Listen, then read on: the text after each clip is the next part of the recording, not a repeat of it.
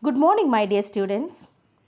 Today we are going to see new topic, nutrition and health. It's unit number 21. It is about nutrition. The procurements of nutrients is known as nutrition. And from where do we get this nutrition? It is from food. Food is a basic necessity of life.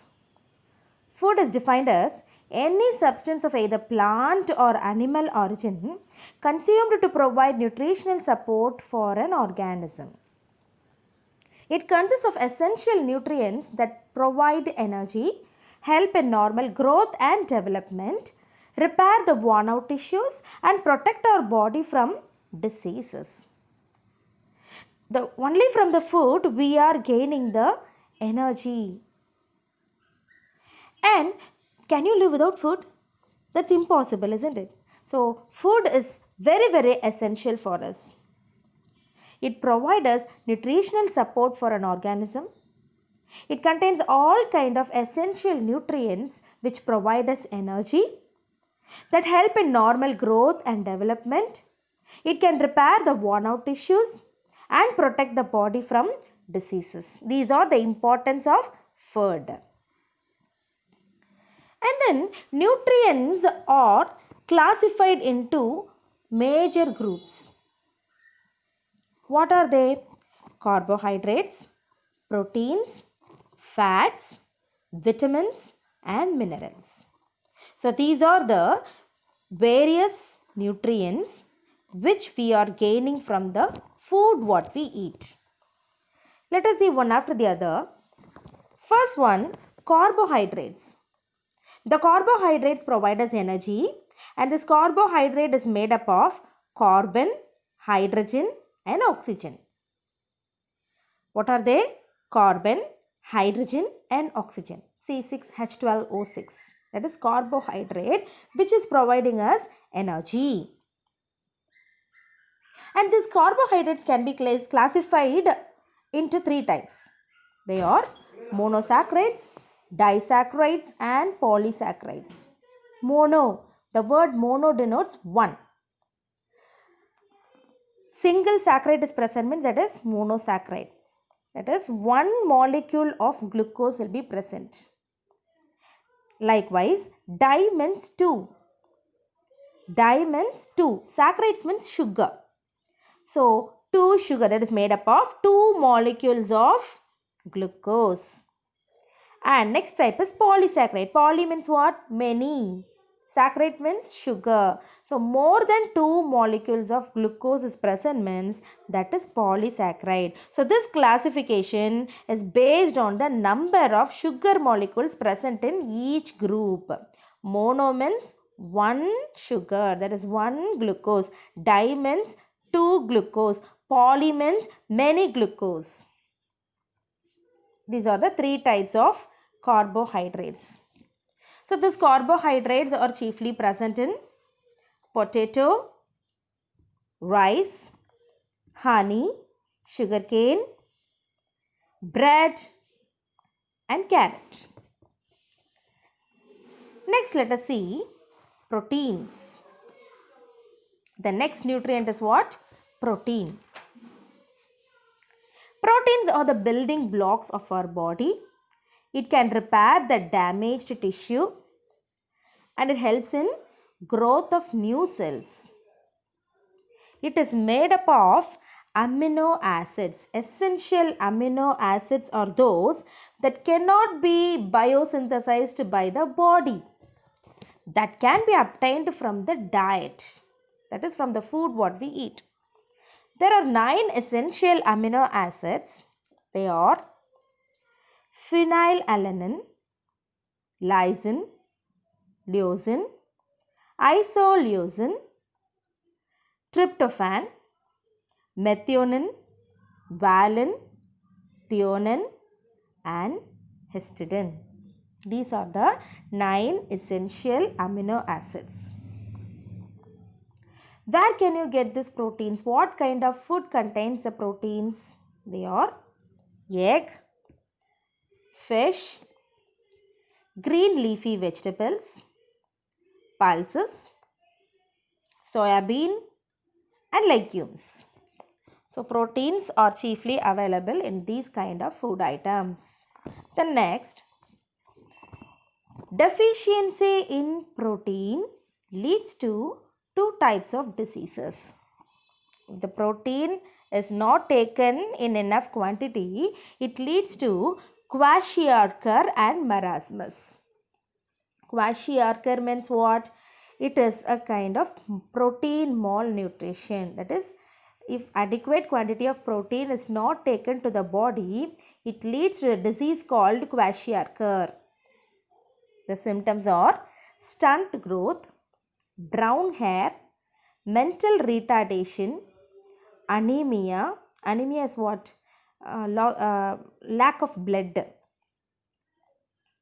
Then underweight as well as swollen legs. These are the symptoms of kwashiorkor.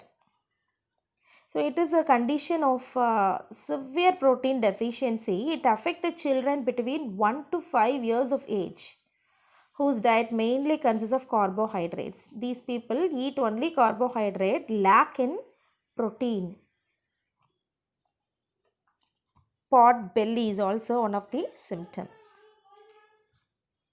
Next disease is malnutrition of carbohydrates as well as protein. That is disease name is marasmus. Marasmus, the symptoms of the marasmus are poor growth, ribs clearly visible through skin, disease in subcutaneous fat, also hair loss. These are the symptoms of marasmus. And then it usually affects the infants below the age of 1 year. When the diet is poor in carbohydrates, fat as well as protein, lead to the disease called marasmus. Next nutrient is fat. It is an instant source of energy. It maintains the cell structure. It keeps our body warm. Essential fatty acids are needed for proper functioning of brain.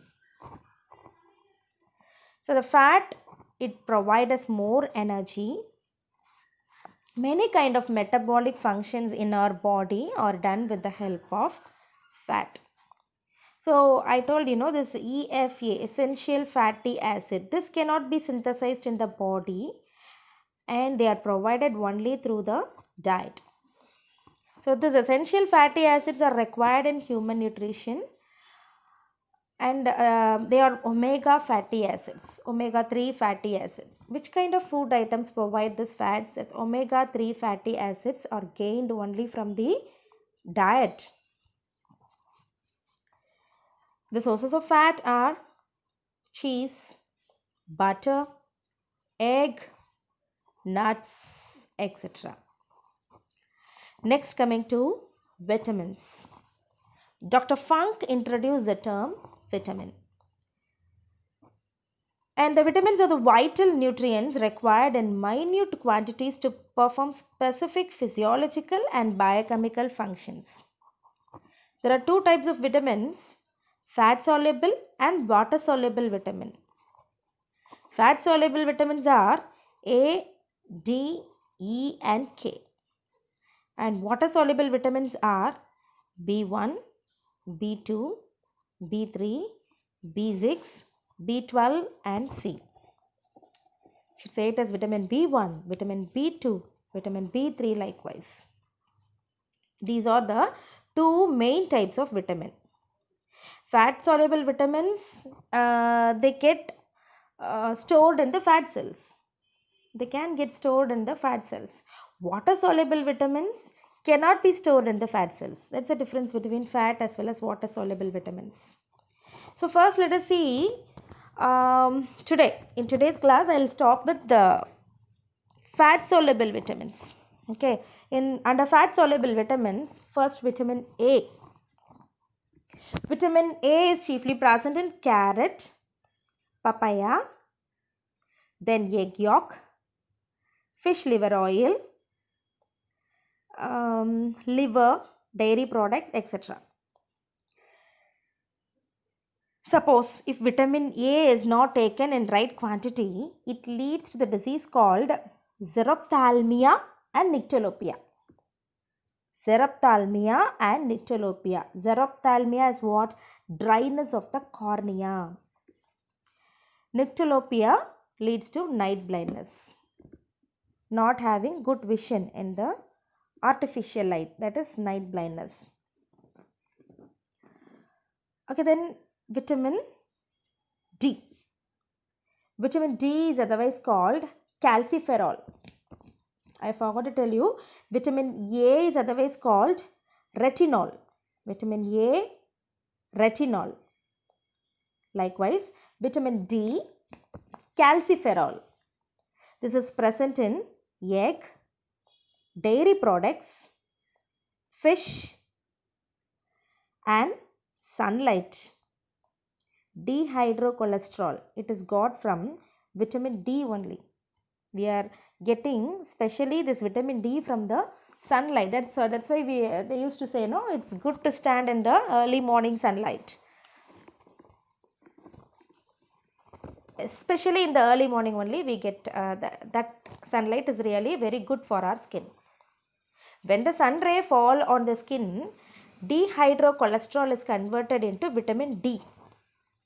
So dehydrocholesterol in our body is converted into vitamin D. That is why this vitamin D is called a sunshine vitamin. Not only that, this vitamin D improves our bone strength. That means the bone absorbs the calcium. Okay, absorbs the calcium, and that is adding more strength to the bone. So sunlight is very, very essential. So doing exercise in the early morning under the sunlight is really very good, children. So our bone is getting strengthened. Likewise, we are also getting a good form of immunity from the sunlight. Okay, children. So these food items as well as the sunlight are essential for vitamin D. What are the food items I told you? Egg, dairy products, fish, sunlight, as well as few more food items are there. Liver as well as all kind of dairy products are helpful in gaining this vitamin D. The deficiency of vitamin D leads to rickets, especially for the children. Rickets means what? Bow legs. The bones will become very weak. So defective ribs, bow legs as well as ribs are becoming defective. So these are the deficiency of vitamin D. You can see the normal bone and the affected bone. Bow legs, the legs will be bent. That is what we say it as bow legs.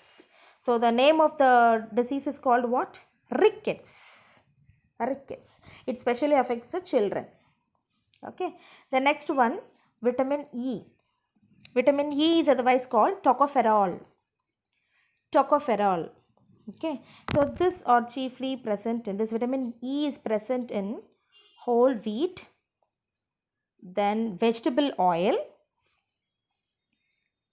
meat, and milk. Deficiency of vitamin E leads to sterility, that is reproductive abnormalities, that is unable to give birth to a young one. So that is what we say it as sterility. So deficiency of vitamin E leads to sterility. And next, vitamin K. Vitamin K is otherwise derivative of quinone.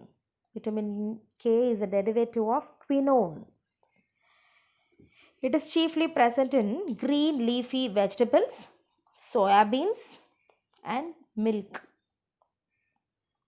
The deficiency of vitamin K leads to blood clotting is prevented. That means if there is any hurt, if you have got hurt, the blood will be oozing out only for some time, isn't it? After that, automatically the blood clots. That means the blood stops flowing out. So that is what we say it as blood clotting. This automatically happen in the normal body. But this is not possible with people who are not having proper amount of vitamin K. Continuous loss of blood will be there. So that is a deficiency of vitamin K. The symptom is excessive bleeding due to delayed blood clotting. So deficiency disorder is what? The blood clotting is prevented. Okay, that is about vitamin K. So today we have seen about 4 kind of vitamins.